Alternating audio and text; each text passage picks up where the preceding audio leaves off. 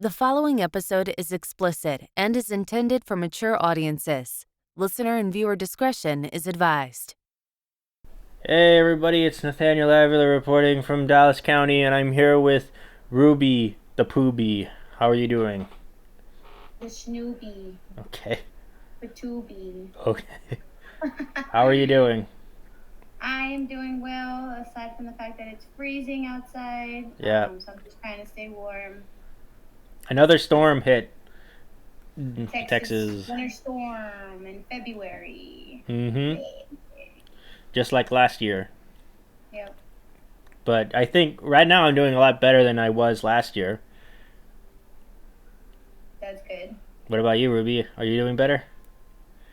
No, I wasn't really affected last year. My lights only went out for like a few minutes, like 20 minutes or so in the middle of the night. So I didn't really have to deal with power outages. So I was able to keep warm.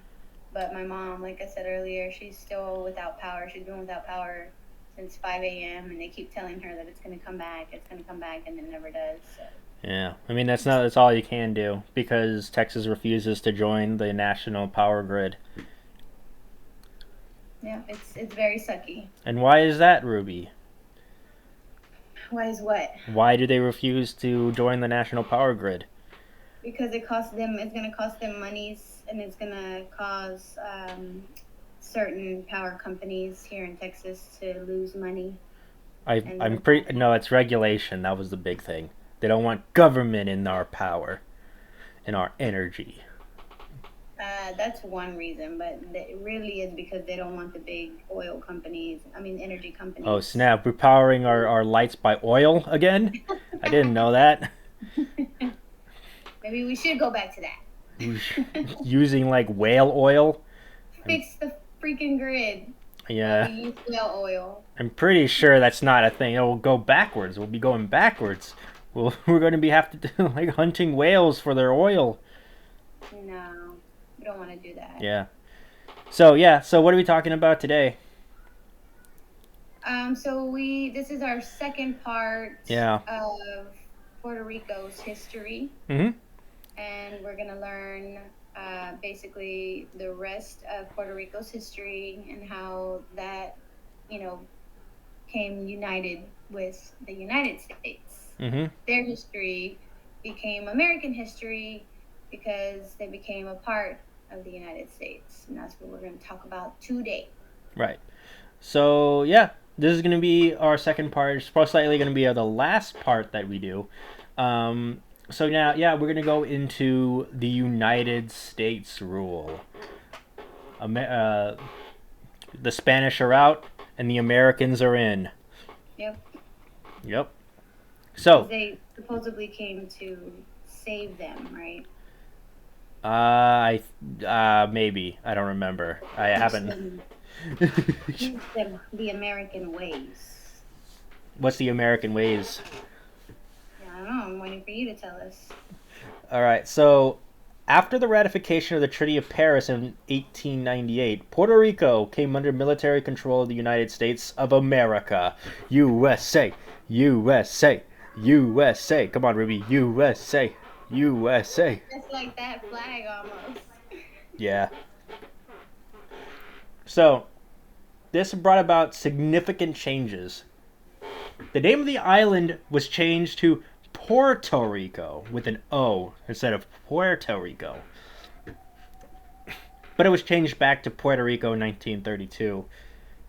And the currency was changed from the Puerto Rican peso to the United States dollar. Oh yeah. So, freedom of assembly, speech, press, and religion were decreed, and an 8-hour day for government employees was established. A public school system was begun and the U.S. Postal Service was extended to the island. The highway system was enlarged, and bridges over the more important rivers were constructed. The government lottery was abolished. Cockfighting was forbidden, but it was legalized again in 1932. So don't worry, you can still fight them chickens. Why would they re-legalize it? I don't know. Because it's fun, Ruby. It's cool. Not for the chickens. It's cool for the chickens. Don't worry, they like it. Okay. No, I don't know. You speak chicken? I do speak chicken. And a centralized public health service was established. So health conditions were poor at the time, with the high rates of infant mortality, and numerous endemic cases. So the beginning of diseases and stuff. Huh? Endemic Yeah. cases, you said? Yeah. So the beginning of the military government also marked the creation of new political groups. The Republican Party and the American Federal Party were created, led by Jose Celso Barbosa and Luis Muñoz Rivera, respectively. Both groups supported annexation by the United States as a solution to the colonial situation. The island's Creole sugar planters, who had suffered from declining prices, hoped that U.S. rule would help them gain access to the North American market. Disaster struck in August 1899 when two hurricanes ravaged the island. The 1899 San Ciriaco hurricane in August 8th and an unnamed hurricane on August 22nd. Approximately 3,400 people died in the floods, and thousands were left without shelter, food, or work. Now, the effects of the economy were devastating. Millions of dollars were lost due to the destruction of the majority of the sugar and coffee plantations. Afterwards, nearly 5,000 Puerto Ricans migrated to Hawaii by 1910 to work in the sugar plantations of Hawaii. Oh wow! So we had some Puerto Ricans migrate to Hawaii. Cool. So they went closer to the volcanoes. Yeah, they said let's go away from the hurricanes and go towards the tornadoes. Yep. Oh, volcanoes. What did you say? We have the tornadoes. Yeah. And if your Ruby's around you, it's called a Bornado. Wow, that was a good one. So, the military government of Puerto Rico was short-lived. It was disbanded on April 2nd, 1900, when the U.S. Congress enacted the Foraker Act, sponsored by Senator Joseph B. Foraker. This act established a civil government and free commerce between the island and the United States. The structure of the insular government included a governor appointed by the President of the United States, an executive council, which is an equivalent of a Senate, and the legislature with 35 members, though the executive veto required a 2/3 vote to override. The first appointed local civil governor, Charles Herbert Allen, was inaugurated on May 1st, 1900. On June 5th, President William McKinley appointed an executive council which included 5 Puerto Rican members and 6 U.S. members. The act also established the creation of a judicial system headed by the Supreme Court of Puerto Rico and allowed Puerto Rico to send a resident commissioner as a representative to Congress. Now, the Puerto Rican Department of Education was subsequently formed, headed by Martin Grove Brombaugh, later the governor of Pennsylvania. Teaching was conducted entirely in English, with Spanish treated as a special subject. Now, both languages, however, were official on the island. On November 6th, the first elections under the Foraker Act were held, and on December 3rd, the first Legislative Assembly took office. On March 14th, 1901, Federico de Gatao took office as the first resident commissioner from Puerto Rico in Washington, D.C. So it sounds like things are going pretty well for American rule. Yeah. At least being more, I feel like they're being more involved in policy making than they have been before at any point in time, right? They actually got people in Congress representing them, so. Yeah, USA, USA, USA. Come on, Ruby. USA, USA, USA. Why aren't you saying it with me? USA, USA. I'm looking at how you say it. Huh? I'm saying it enough for both of us. No, you gotta say it too.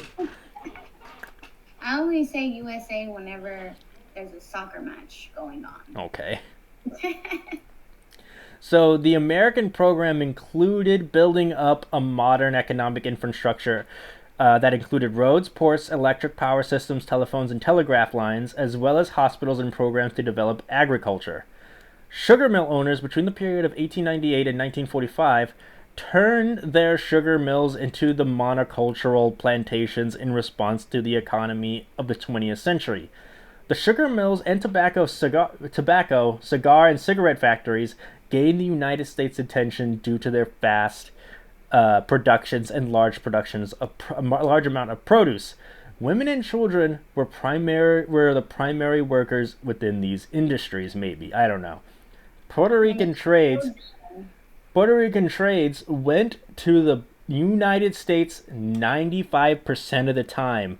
By 1914, the coffee production that once was steady failed. Okay, so the coffee industry is down. The coffee industry is down in Puerto Rico. Yep. And that's causing issues. Yeah, doesn't that make you sad, Ruby? In America, right? Because you said that 95% of their exports were going to America. Mm-hmm. Doesn't that make you sad? I think that made a lot of people sad. Yeah. Everybody loved coffee. Especially Ruby, because she was like, I can't get my coffee. I need my coffee. And also, women and children were the primary workers within it, so that's pretty good, pretty progressive. What's progressive? Because women are working in the industry. Yeah, but not the children. Oh, that's yeah. child labor. Oh, yeah. Have you ever seen that TED Talk about that kid who was like, I can't wait to work? No. Check it out. It'll make you mad. So, the sugar industry, though, rose along with the economy. Puerto Rican mill owners and French and Spanish residents took the United States corporate capital. The United States had 4 operations, were part of the United Sugar Refineries that were owned by Cuba and the Dominican Republic. In 1870, Congress made the tariff wall in order to domestic producers of sugar. This had an effect of putting sugar producers into bankruptcy. The United States acquired jurisdiction over Puerto Rico, where there was free trade between the two. Capital flowed into Puerto Rico with the effect of modernizing its sugar processing mills due to the United States' influence. So the United States had formed a tobacco trust that had basis rules for cigarettes, but Puerto Ricans had issues when it came to brand and local marketing. The tobacco trust controlled cigarettes and sugar production as well as controlled the tobacco leaf. Now there was a fall of the industry due to the exports. So, how does that make you feel, Ruby-sama? Tobacco is bad for you anyways. Yeah. So. And then you light up a joint and you're like, let me inhale all that smoke. I don't smoke joints. Thank you very much. So during the time when sugar was not doing well, the coffee in the late 1800s, what changed the coffee production started when the export production replaced the farming. You got that, Ruby? So people lost their land and properties. The amount of land disposal shrank, and the people hoped that that Europe would take part in the trade of coffee, but they did not. Coffee makers were not happy with them being controlled by the United States. In 1933, most of the people worked as families instead of individuals, most likely due to 90% of the output due to them being poor. So the Europeans messed everything up again, Ruby. Yeah. Well, so basically they were farming coffee, right? Mm-hmm. Was that like the easiest and cheapest thing for them to farm since they were so poor? I guess. That and sugar.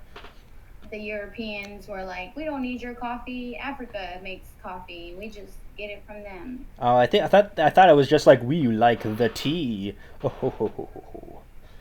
Nah, I'm pretty sure that they still, like, even though they like tea, I'm pretty sure they still wanted to get their money out of the whole coffee thing. Oh, okay. Yeah. So But yeah. not from Puerto Rico. They were like, no. Okay. Is that your impression? Because we no longer rule you. We're Okay. still butthurt in our feelings. Okay, that's the reason.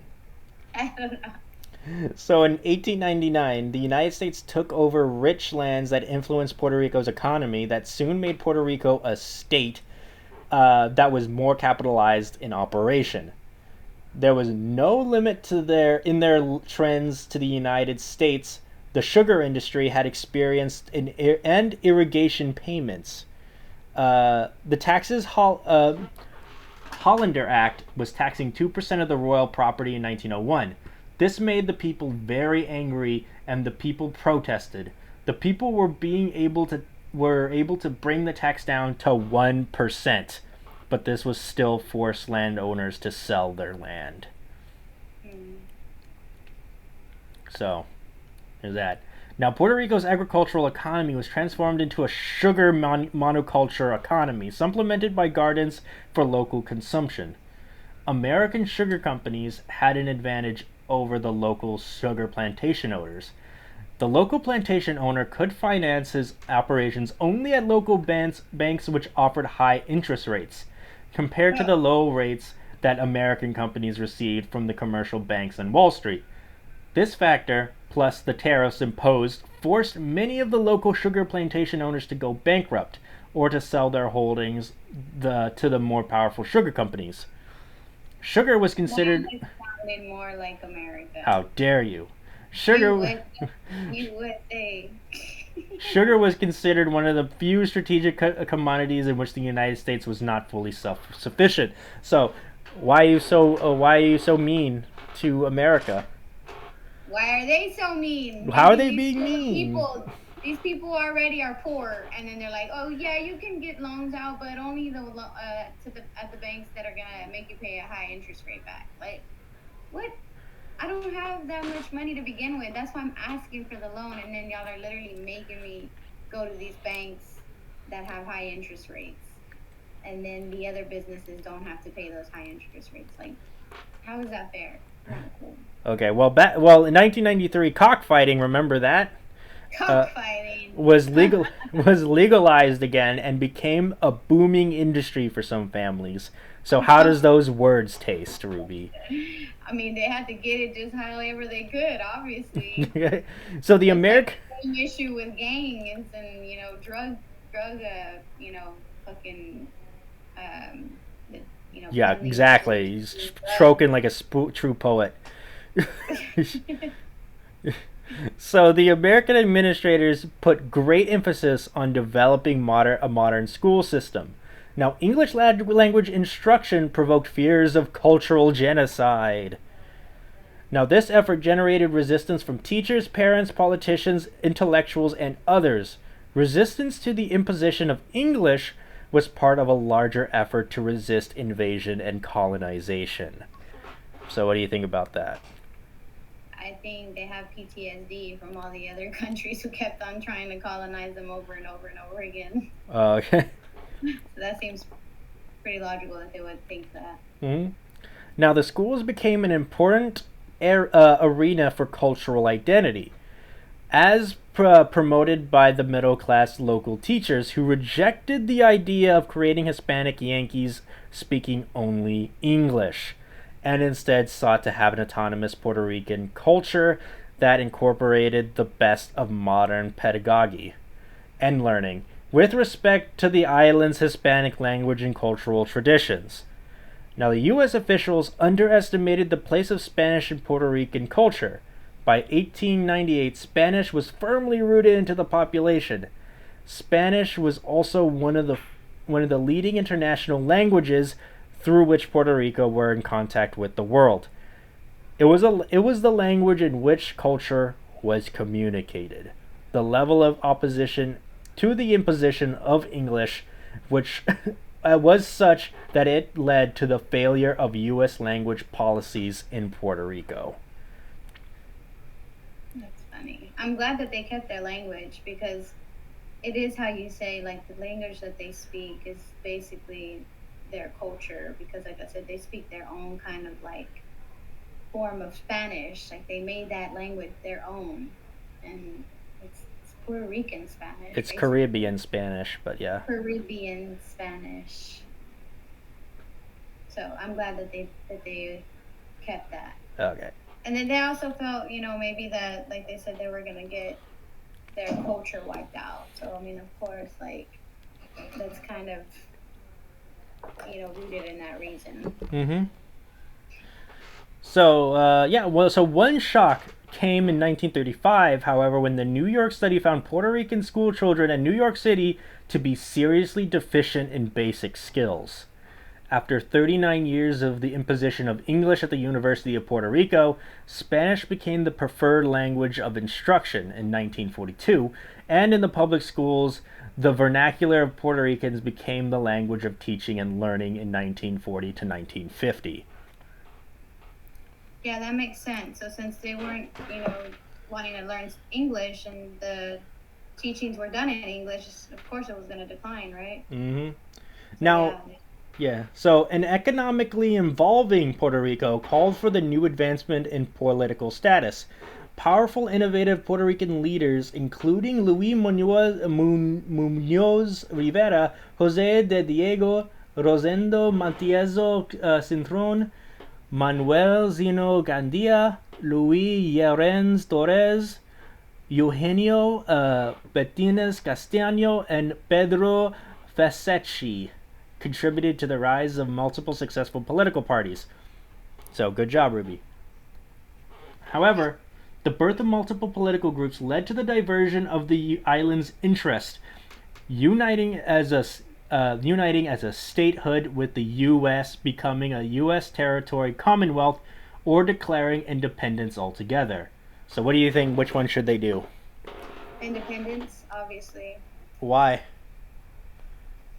Because they've never ever gotten to be independent. They've never gotten to stand on their own and make policies on their own and govern themselves. Mm-hmm.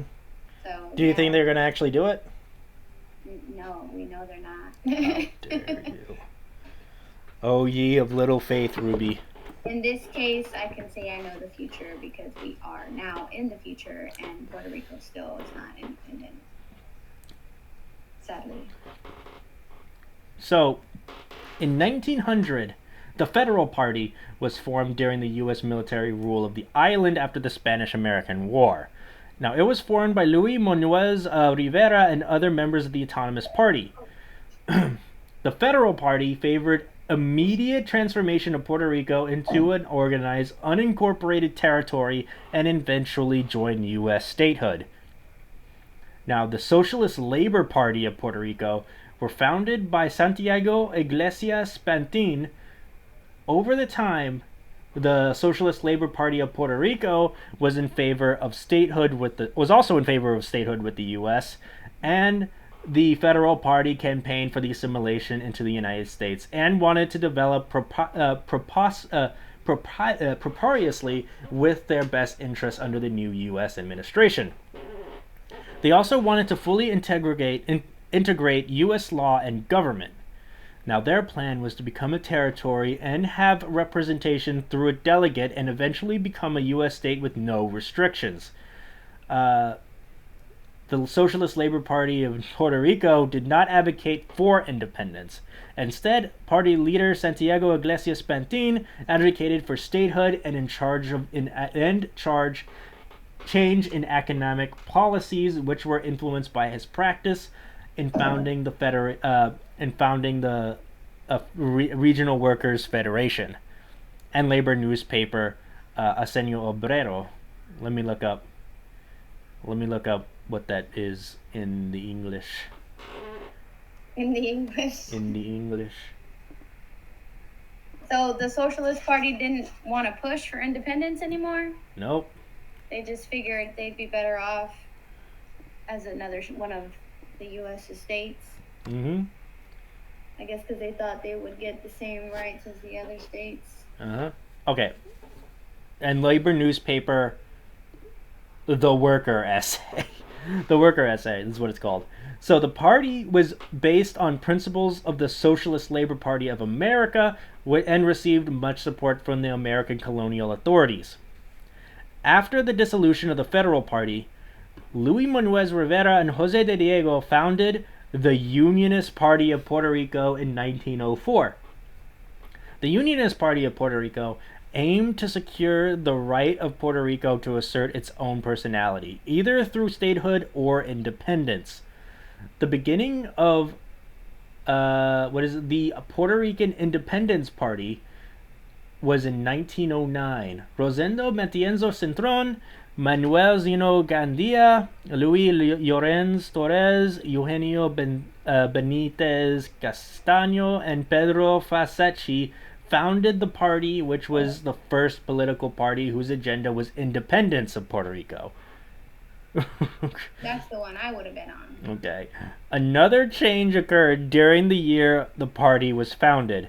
Now, the Olmsted Amendment changed the Foraker Act, which was designed to switch the Puerto Rican government from a military one to a government ran by civilians.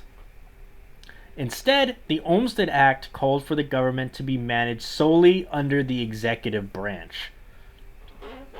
So, the Puerto Rican status quo was again altered in 1909 when the Foraker Act, which replaced military rule with civilian government in Puerto Rico, was modified by the Olmsted Amendment.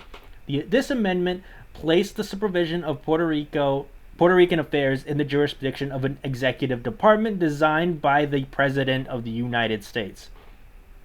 In 1914, the first Puerto Rican officers, Martín Travieso and Manuel V. Domenech, were assigned to the executive cabinet.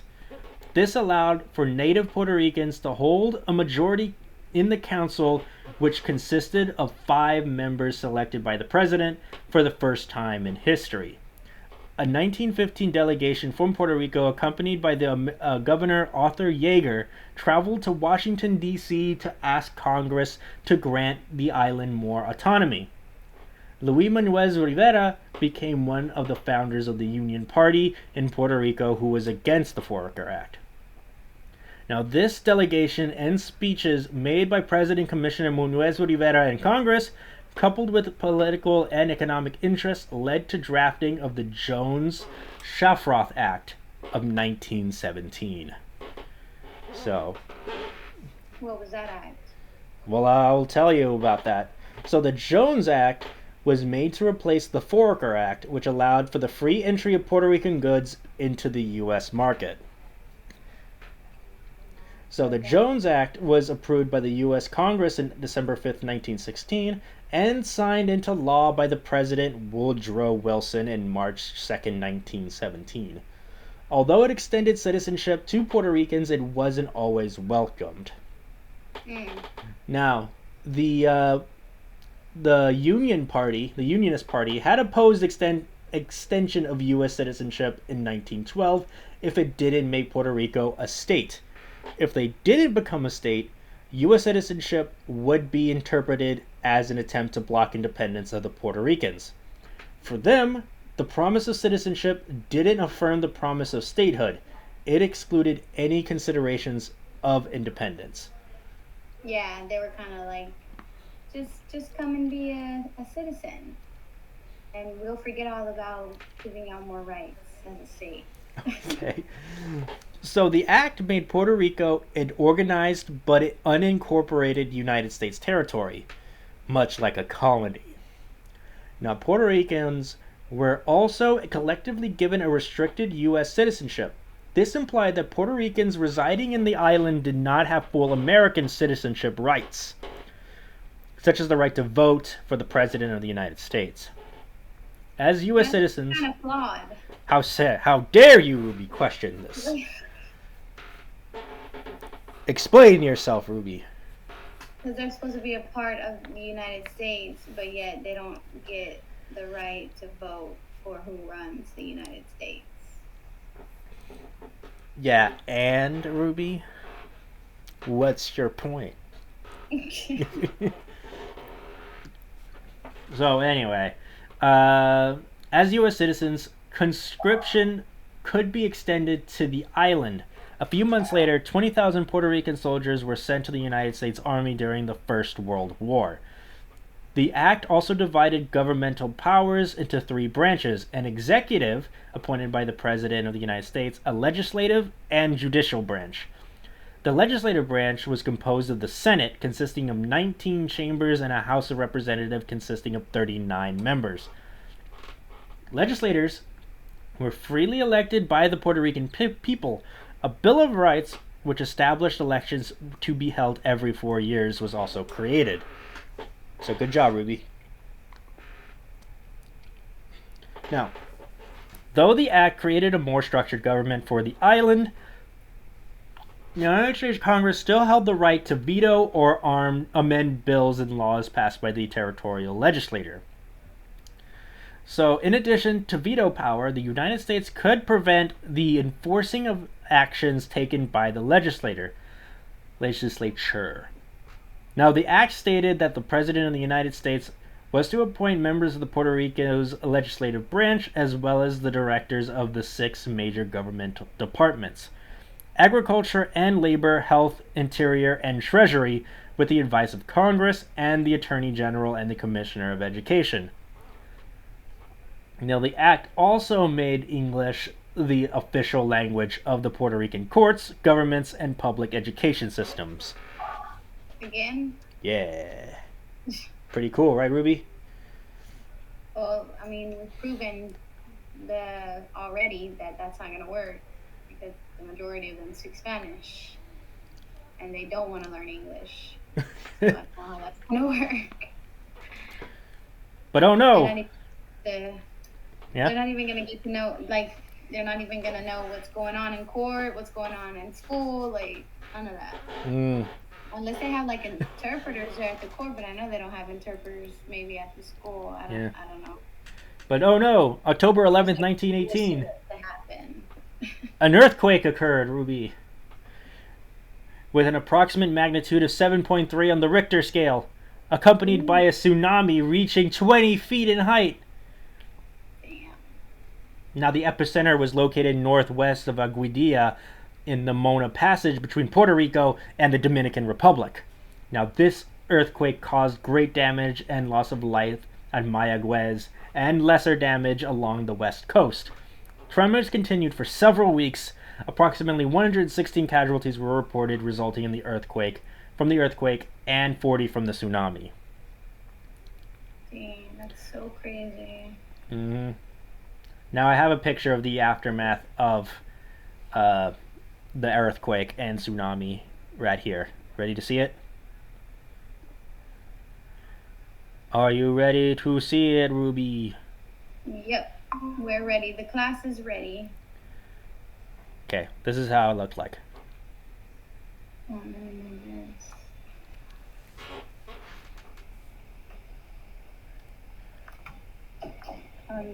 I'm just zooming it up here. Okay, so it looks like a black and white photo of a building, like a big brick building. Looks like maybe like a factory or something where people used to work in. Kind of. Can't tell for sure, but it's like all caved in, like from the top, all caved in. And a little bit of the structure is left standing, and then we have some Puerto Ricans right here. They look like farmers, maybe, or maybe they're just cleaning up the aftermath. But yeah, it's a very, very sad sight, and I'm sure there was like various more. So yeah, how did that make you feel, Ruby? No, it's just sad because I've heard, several hurricanes and, several incidents of Mother Nature hitting that island. So it's just like, it's scary. So some politicians were in favor of Puerto Rico becoming an unincorporated state in the U.S., while others wanted Puerto Rico to gain independence from the United States. We all know which one Ruby would vote for. INDEPEN. Okay. Amid this debate, a nationalist group emerged that encouraged radical activism for Puerto Rico. to become independence from the United States. As a consequence of the Jones Act and the establishment of elections, the new party, called the Puerto Rican Nationalist Party, was founded on September 12, 1922. Now, this party advocated massive demonstrations and protests against any political activity that was not going to result in Puerto Rico gaining independence. In 1924, Pedro Albizu Campos joined the party and later became vice president in 1927. In 1930, Albizu was elected president. Being the president, he instilled many of the political ideologies into the party, which was composed heavily of anti-colonial politics and feelings of contempt against the United States. In the 1930s, the Nationalist Party, led by President Pedro Albizu Campos, failed to attract sufficient electoral support and withdrew from political participation. Increased conflict arose between their adherents and the authorities. On October 2nd, 1935, Albizu testified against the dean of the University of Puerto Rico, claiming that he wanted to Americanize the institution. 4 days later, a student assembly gathered and declared Albizu persona non grata, which is a status sometimes applied to a host country to foreign diplomats to remove their protection by diplomatic immunity from arrest and other normal kinds of prosecution. Now, which actually forbade him to speak there at the University of Puerto Rico. Okay. Now, Albizu was later arrested and convicted of conspiring to overthrow the American government.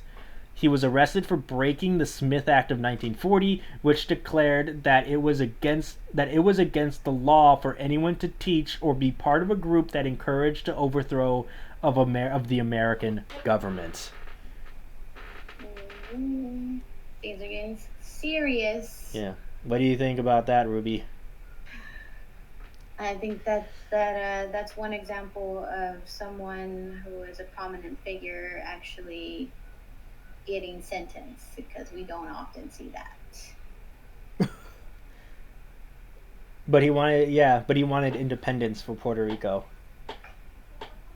And that's the reason why they did what they did. And really? That's the only reason, because it worked in their favor. Okay. But in October 23rd, 1935, a student assembly was planned to be held at the University of Puerto Rico Rio Piedras campus.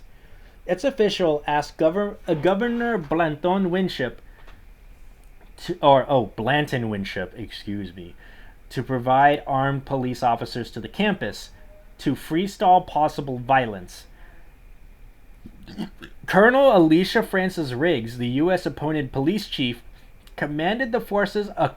Now, a couple of police officers spotted what they believed to be a suspicious-looking automobile and asked the driver, Ramon S. Pagan, for his license. Now, Pagan was the secretary of the Nationalist Party at this time. He was accompanied in the car by his friends and other Nationalist Party members, Pedro Quiñones and Eduardo Rodriguez. The police officers asked Pagan to slowly drive to the police station in Calle Azuaga. But a block from the station, the police surrounded the vehicle and fired their guns into the car. Pagan, Quiñones, and Rodriguez were not armed with weapons. Jose Santiago Barea, another nationalist, was approaching the car when police began shooting. It resulted in the death of 4 nationalists and 1 bystander. Oh, wow, look at that. What are you feeling right now, Ruby? That's not right. Just because they had the agenda of gaining independence for their country, they got killed. Because that's not democratic at all. Because the car looks suspicious, Ruby. Yeah. The car looks suspicious. It did. Just like they say all these other cars look suspicious.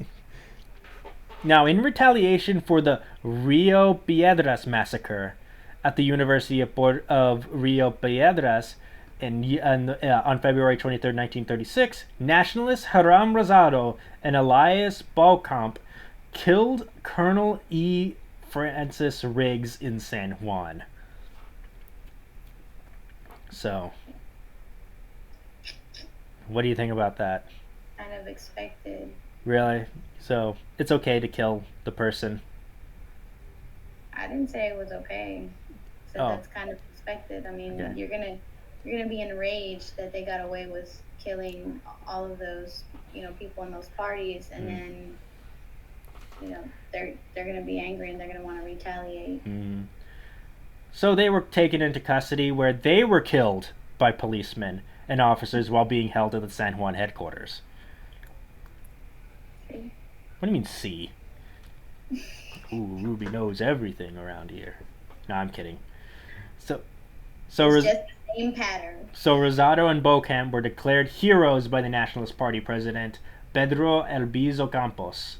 Shortly after, the San Juan Federal Court had Albizu arrested for his incitement of disconduct, after initially being found innocent in a jury with 7 Puerto Ricans and 2 North Americans. The judge ordered a new jury which had 10 North Americans and 2 Puerto Ricans, who found him guilty. Of course they did. Why, of course they did. Because they're 10 North Americans and they were on the side of the judge that wanted to prosecute this person. Yeah. What other reason would they want to change out the jury? Which actually acquitted him. Now, on July 31st, 1936, Albizu and several other nationalists such as Juan Antonio Correter and Clemente Soto Velez were convicted of being associated with Riggs's murder. They were sentenced to 6 to 10 years in federal prison in the United States. Now, this was a big one. On March 21st, 1937, a peaceful march was organized by the Nationalist Party under Pedro Albizu Campos to commemorate the ending of slavery in Puerto Rico in 1873 by the governing Spanish National Assembly. The police, under the orders of General Blanton Winship, the U.S.-appointed colonial governor of Puerto Rico, opened fire at the peaceful Puerto Rican Nationalist Party parade, which is now known as the Ponce Massacre. 20 unarmed people, including 2 policemen, were killed, with wounded persons ranging from 100 to 200. This occurred... How did that happen? They killed their own? They killed the police officers that were there? We're going to get into how this happened. So this occurred because the head of the police force, Juana Diaz, Guillermo Saldivia, raised a whip and struck the chest of Tomas Lopez de Victoria, the captain of the cadet corps, and told him to stop the march. As a result, a police officer, Armando Martinez, ran from the corner in front of the Nationalist Council and fired once into the air. This prompted many others to fire their arms. So what do you think about that? So because that one police officer shot up in the air, the other ones thought that it was like shooting going on, and they just all started shooting. So how did the 2 police officers die? Do you really care, Ruby? I do, because it's like, did y'all shoot your own people? Or I guess. Guns, maybe it was friendly fire. They got caught in the crossfire. Now, on July 25th, 1938, a little over a year after the Ponce Massacre, Governor Winship ordered a military parade to take place in the city of Ponce in celebration of the American invasion of Puerto Rico. That's something we're celebrating. Now, such celebrations customarily took place in San Juan, the capital of the colonial government. At the parade, an attempt was made to assassinate Winship, allegedly by members of the Nationalist Party. Now, it was the first time in Puerto Rico's long history that an attempt had been made against the governor. Although Winship escaped unscathed, a total of 36 people were wounded, including a colonel in the National Guard and the Nationalist gunmen. So, anything about that? They're mad. They are pissed off. Now, I have actually a photo of this massacre that happened in Ponce. So, ready to look at it? Is it Should we put a warning? Sure. Graphic warning.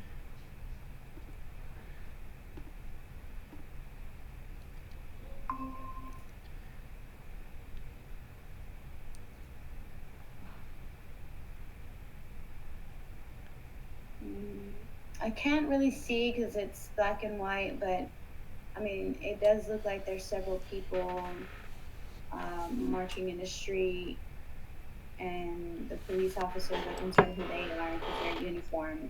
Mm-hmm. And I see people running. It looks like they're all running. They're all kind of like scattering at this moment. Oh yeah. So how does this make you feel, Ruby?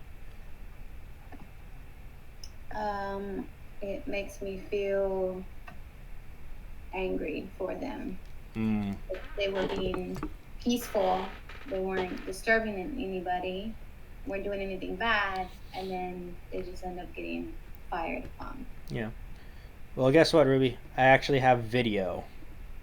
Oh no, what? Really? Yeah, there is video of it. So. Let's see. You ready? You ready for the video? Yep. Are you sure? I'm sure. How sure are you? 100%.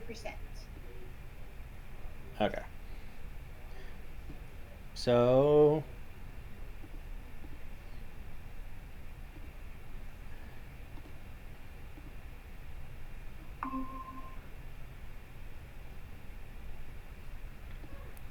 Okay. So you can describe what you're seeing right now. People are running.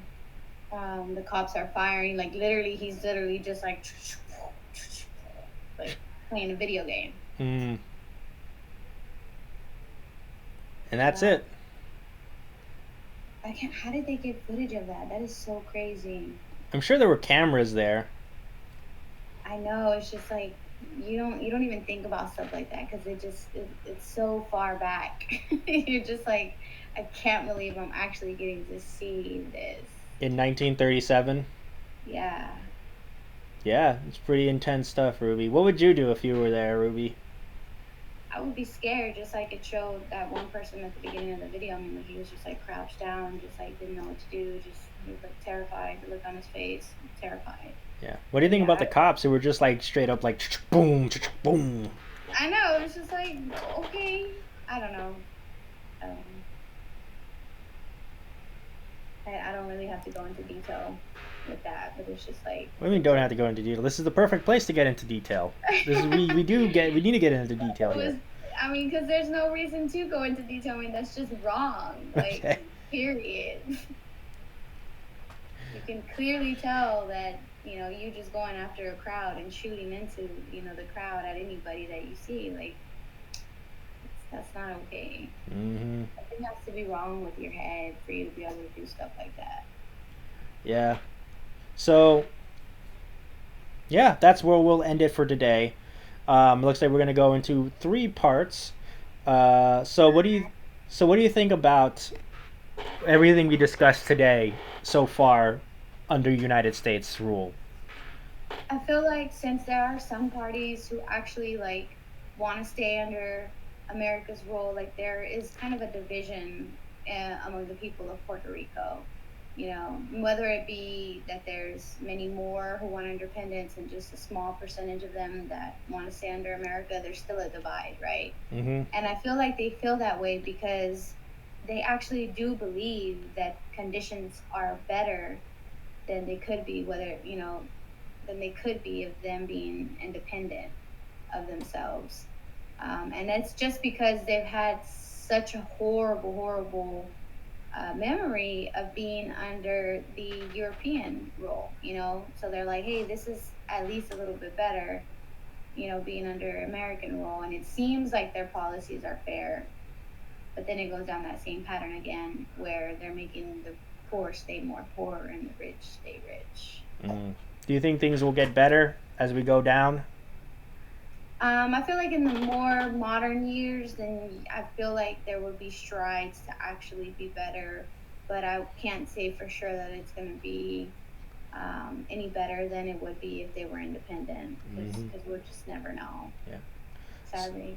Yeah. So next time we're going to talk about the establishment of the Commonwealth. We're going to talk about the statehood issue going on, and then we're going to talk about the various hurricanes and earthquakes that affected Puerto Rico. More of them.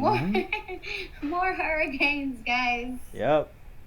It's a huge thing in the Caribbean. Yeah.